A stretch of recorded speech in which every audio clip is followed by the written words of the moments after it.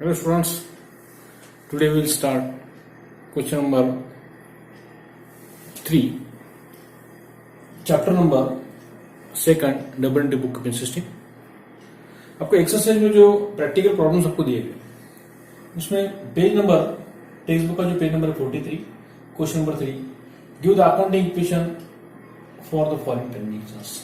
Some transactions are given into this question number 3 और कहा गया कि अकाउंटिंग इक्वेशंस का कैलकुलेट करो। तो how to calculate the accounting equations when transactions are given. Exam में क्वेश्चन नंबर 1 जो आपका ऑब्जेक्ट टाइप का जो क्वेश्चन आपका आता है उसमें 5 मार्क के लिए इस टाइप का क्वेश्चन आपको पूछा जाता है, accounting equations. How to calculate accounting equations when the transactions are given, we calculate now in this lecture. So transactions, इसके बाद अकाउंटिंग इक्वेशंस क्या आपका assets is equal to liabilities plus capital, ये आपका फॉर्मूला है इक्वेशंस का, यानी A is equal to आपका एल प्लस सी, यानी दैट इज अकाउंटिंग इक्वेशन में भी A is equal to L, liability is equal to asset is equal to liabilities, ये आपका कैलकुलेशन आएगा। इसको एक कॉलम ड्रॉ करते हैं आगे और कैलकुलेशन करते हैं। आगे आपको फॉर्मूला लिखना है एग्जाम के अंदर, थोड़ा ध्यान से देखिए। इसके आगे 3 कॉलम आपको ड्रॉ करना है। हर ट्रांजेक्शन के बाद एग्जाम में क्या करना है, आपको पूरा प्रॉब्लम लिखना है, सीरियल नंबर का कॉलम प्रिपेयर करना है, ट्रांजेक्शन का कॉलम आपको प्रिपेयर करना है और आंसर आएगा। How to calculate the answers when some above information is given. 2-3 line छोड़ना है आपको और वाले ट्रांजेक्शन लिखना है। इस तरह आपको बॉक्स बनाना है बाद आगे। और फॉर्मूला जो आपका है asset is equal to liability plus capital, जो आपका लायबिलिटी और कैपिटल इक्वल आना चाहिए। आखिर में जो हॉरिजॉन्टल वर्टिकल जब टोटल करते हैं रो एंड कॉलम की टोटल आपकी इक्वल आनी चाहिए। ये जो इस प्रॉब्लम में इस तरह कैलकुलेट करना है आपको, थोड़ा ध्यान दीजिए। Draw the structure first, structure draw करते हैं।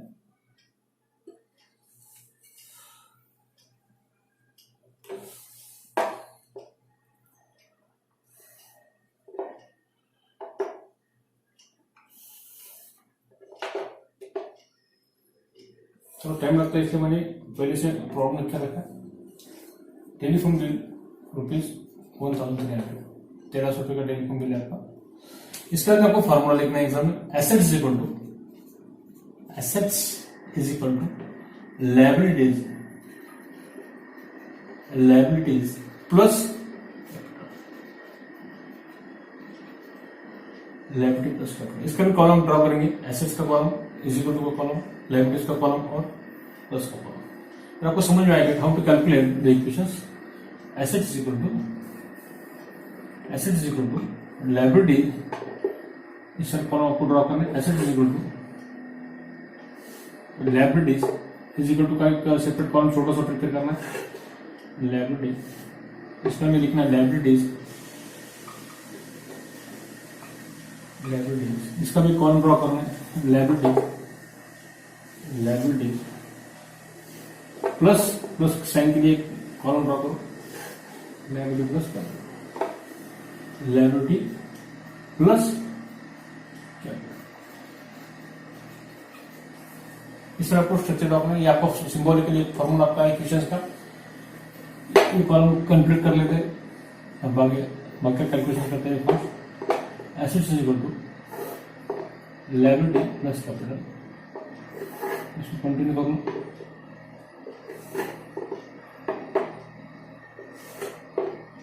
थोड़ा ध्यान से दीजिए, थोड़ा कैसे कैलकुलेट किया जाता है लायबिलिटी प्लस कैपिटल। आपका लायबिलिटी कॉलम आपका इक्वल आ जाएगा।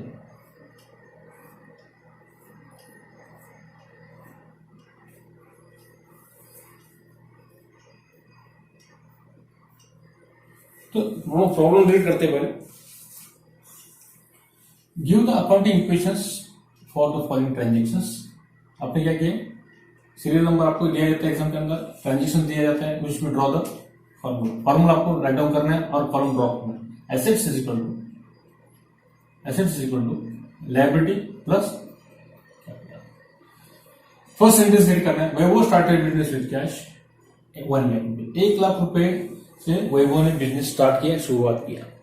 जब आप बिजनेस स्टार्ट करने के लिए कैश लाते हैं, it is considered as our capital. ये आपका कैपिटल होता है, वो आपका भांडवल होता है। फिर कैपिटल कैश हो सकता है या एनी काइंड, फर्नीचर हो सकता है, टेबल चेयर, जो आपके पास है। जब आप बिजनेस स्टार्ट करते हैं, जो बिजनेस में आप लागत लगाते हैं, पैसा लगाते हैं, वो आपका कैपिटल होता है खुद का। तो it is our capital. First write down to the capital column, it is our capital 1 lakh रुपए। It is not about liability, so write down to 1 lakh rupees क्या हो गया, आपकी एसेट्स हो गई। तो पहले कैपिटल कॉलम में आपको लिखना है कि friends Vaibhav started business with cash. First write down to the capital column. पहले कहां लिखना है आपको, Vaibhav started business with cash rupees 1 lakh rupees. 1 lakh is our capital, 1 lakh capital आपका। लाइबिलिटी आपकी 0 है। टोटल क्या एसेट्स कितनी हो गई आपकी, 1 लाख। 1 लाख आपकी बिजनेस की एसेट होगी। उसके बाद में सेकंड सेंटेंस पर रीड करने से पहले इसकी टोटल का हो 1 लाख। लाइबिलिटी आपकी 0 है, बस 1 लाख।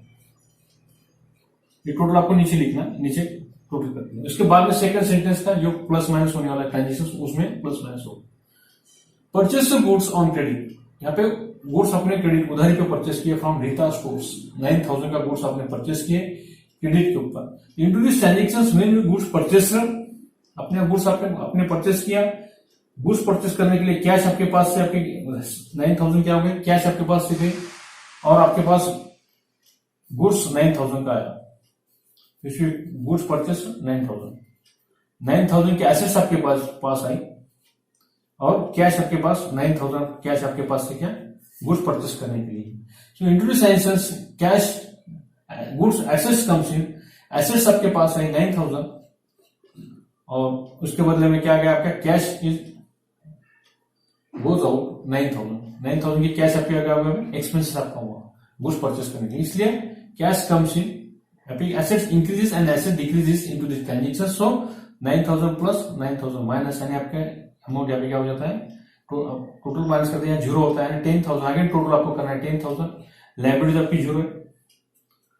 टोटल लाइबिलिटीज आपकी कितना है, टोटल लाइबिलिटीज कितनी आपकी, when goods purchase on credit, जब गुड्स आप परचेस क्रेडिट से परचेस आप करते हैं, purchase goods on credit, credit से आपने परचेस किया, फ्यूचर डेट में क्या करने वाले आप उसका पेमेंट करने वाले हैं। 9,000 इज और लाइबिलिटीज, आपको क्रेडिट पे आपने परचेस किया, यानी रीता स्टोर्स को आपको 9,000 रुपए ये लाइबिलिटीज आपको उसको पेड करना है। एसेट्स के ऊपर कुछ इफेक्ट नहीं हो रहा है। तो टोटल कितना हो रहा है, आपको देना ही आपका 9,000। टोटल 1,000 कितना देना आपको, 9,000 आपको रिप्लेस करना है। तो यहाँ पे एक बात समझ में लेना चाहिए, when goods purchase on credit 9,000 cash रहता तो क्या करते थे आप, डायरेक्ट कैपिटल में से कम करते थे, मगर into this transaction fee is the credit transactions here, so write down the liability side first. इस ट्रांजेक्शन को लाइबिलिटी साइड फर्स्ट आपको लिखना है। 9,000 is our credit transaction, right it is our liabilities, write down to liability side. And assets आपकी कितनी से आपको कितना है टोटल, आप फ्यूचर में आप गुड्स आप परचेस कर रहे हैं 9,000 का, एंड टोटल कितनी हुई 1 लाख प्लस 9,000, 1,09,000, 1 लाख। ये टोटल आपको करना है again 1 2 3 4 5 plus 9,000, 1 lakh plus 9,000, 1,09,000, 1 lakh plus 9,000, 9,000, यानी हॉरिजॉन्टल वर्टिकल टोटल आपकी इक्वल आना चाहिए, समान आना चाहिए कॉलम और रो की टोटल। आपका अकाउंट इक्वेशन क्या है, A is equal to assets is equal to liability, आपको इक्वल आना चाहिए। एसेट्स आपकी है वो 1,09,000 और लाइबिलिटी प्लस कैपिटल कितना है आपको 9,000 है, इक्वल दोनों साइड की आपकी इक्वल आना चाहिए। Asset is equal to liability plus capital, दोनों की टोटल कितनी आ रही है 1,09,000, 1 लाख प्लस 9,000 1,09,000 और 1 lakh plus 9,000 1 lakh. Horizontal and vertical total जो आपके खड़ी है और वाली टोटल जो होती है कॉलम और रो की इक्वल होनी चाहिए।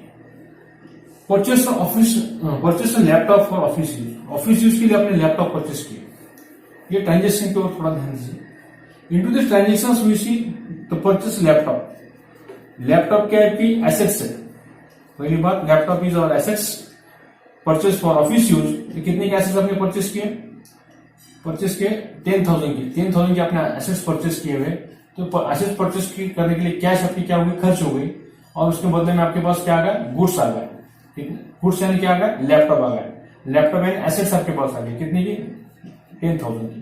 And into this transactions we have see assets comes in, assets कितने आपके पास 10,000 के एसेट्स आपके पास आई, और 10,000 की कैश आपके पास से एक्सपेंसेस आपका हुआ, यानी यहाँ पे आपके पास 1,09,000 में प्लस 10,000 और माइनस 10,000 आपका होता है। अगेन 1,09,000 आपका पे बैलेंस रहता है।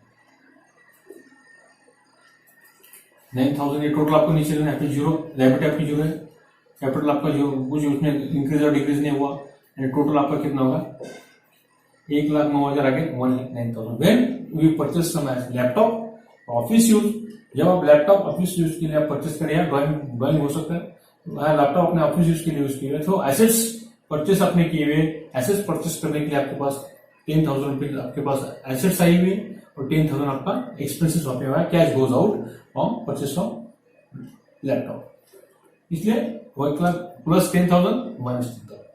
सोल्ड गुड्स, आपने अपने गुड्स सोल्ड किए to Reena on credit, credit के ऊपर आपने गुड्स सोल्ड किया। गुड्स सोल्ड करने की वजह से क्या होगा, आपके पास कैश है, क्रेडिट के ऊपर आपने सोल्ड किया, मतलब कैश फ्यूचर में आपको आने वाली है 12,000 रुपीज, 12,000 कैश आपको फ्यूचर में रीना नाम के पर्सन से आपको आने वाली है। तो सोल्ड गुड्स आपने किया, गुड्स सोल्ड करने की वजह से आपके पास कैश आई और उसके बदले में आपने एसेट्स उसको दिए, मतलब एसेट्स का ट्रांजेक्शन कैसे आपका क्रेडिट ट्रांजेक्शन आपको वहां पे आपको दिखाई देता है, इसलिए आपके पास माइनस 12,000 जो आपका पास है, गुड्स आपने सोल्ड किया, कैश आपके पास अभी आई नहीं हुई और फ्यूचर में आपके पास कैश आने वाली है। When goods sold Reena on credit 12,000 आपके पास गुड्स आपने सोल्ड किए, 12,000 minus 12,000 plus 12,000 is equal to आपका आगे जीरो आपका टोटल आ जाता है 1,09,000 इज इक्वल टू 9,000 आपकी जीरो रहती है, लाइबिलिटीज आपकी नहीं है और ऐसे आपकी 1 लाख, इस साइन आप यूज करना है 1 लाख प्लस 9,000 1,09,000 और 1,09,000, क्योंकि sold goods to Reena, Reena को अपने गुड्स सोल्ड किए, एसेट्स आपने यहाँ पे सोल्ड किए हुए रीना को, गुड्स आपने सोल्ड किए 10, उसका कॉस्ट था 12,000 का माल, 12,000 का गुड्स आपने सोल्ड किए रीना को, मगर क्रेडिट के ऊपर सोल्ड किए, इसलिए यहाँ पे आपका क्या होगा ट्रांजेक्शन आपका हुआ, मगर यहाँ पे ट्रांजेक्शन कौन सा आपका क्रेडिट ट्रांजेक्शन है, ये उधारी का व्यवहार आपके पास है, यानी एसेट्स आपके पास जा रही है और कैश आपके पास आने वाली है फ्यूचर में, इसलिए एसेट्स इज गुड्स आपके पास आपके जा रहा है, गुड्स आपने सोल्ड किए 10,000 का गुड्स सोल्ड किया, इसलिए माइनस 10,000 माइनस 12,000 प्लस 12,000, क्योंकि फ्यूचर पेमेंट आपका है, क्रेडिट ट्रांजेक्शन आपको यहाँ पे आ रहा है, इसलिए आपके पास कैश कम हो रही है, उसको कैश आपके पास आ रही है और गुड्स आपका कम हो रहा है, इसलिए minus credit transaction minus 12,000 plus 12,000। Received interest, interest आपको रिसीव हुआ, इंटरेस्ट आपको रिसीव हुआ तो कैपिटल आपकी क्या होगा बढ़ गया, इंटरेस्ट मिला आपको, कैश आपको मिली हुई बराबर है, तो टोटल इंटरेस्ट आपको मिला 2,500 आपको प्लस करना पड़ेगा क्योंकि इंटरेस्ट रिसीव 2,500, टोटल करो इसकी 0 0 5 9 और 2 11 1,00,000 0 0 बराबर टोटल 11 10 और 11 1,11,500, टोटल करो 0 0 5 2 102 500 प्लस 9,000, टोटल करो 9 1,11,500, ये टोटल आते हैं 1,02,500 plus 9,000 1,11,000 1,11,500 1,09,000 plus 2,500 is equal to 1,11,000, यानी कॉलम और रो की टोटल आपकी इक्वल होना चाहिए, कॉलम की टोटल आई 1,11,500 और रो की टोटल आपके आते हैं 1,02,500 प्लस 9,000 ये आते हैं 1,11,500।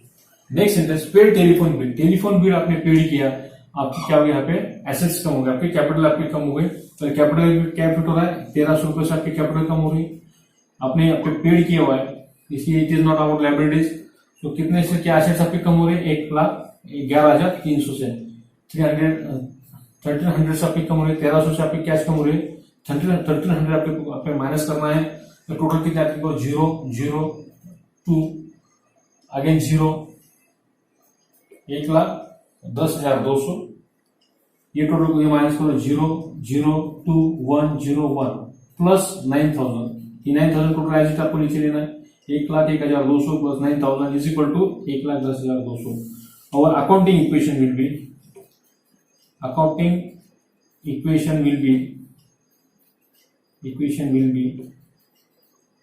आपका A is equal to L, यानी 1,10,200 इज इक्वल टू 9,000 प्लस 101 200 इनकी टोटल आप करते हैं तो आपका आंसर जो मैंने लिख कर रखा था स्टार्टिंग में 110 200 इज इक्वल टू 9000 प्लस 101, ये 9000 का आपका कॉलम है, 101 आपका कैपिटल का कॉलम आपका है, टोटल जो 1,10,200 है ये आपका आंसर है।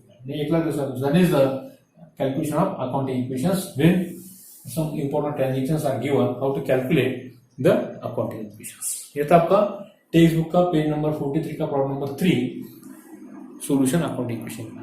ठीक है स्टूडेंट्स, रुकते हैं यहाँ पर, नेक्स्ट देखेंगे अकाउंटिंग इक्वेशंस अगले लेक्चर में। ठीक है, थैंक यू।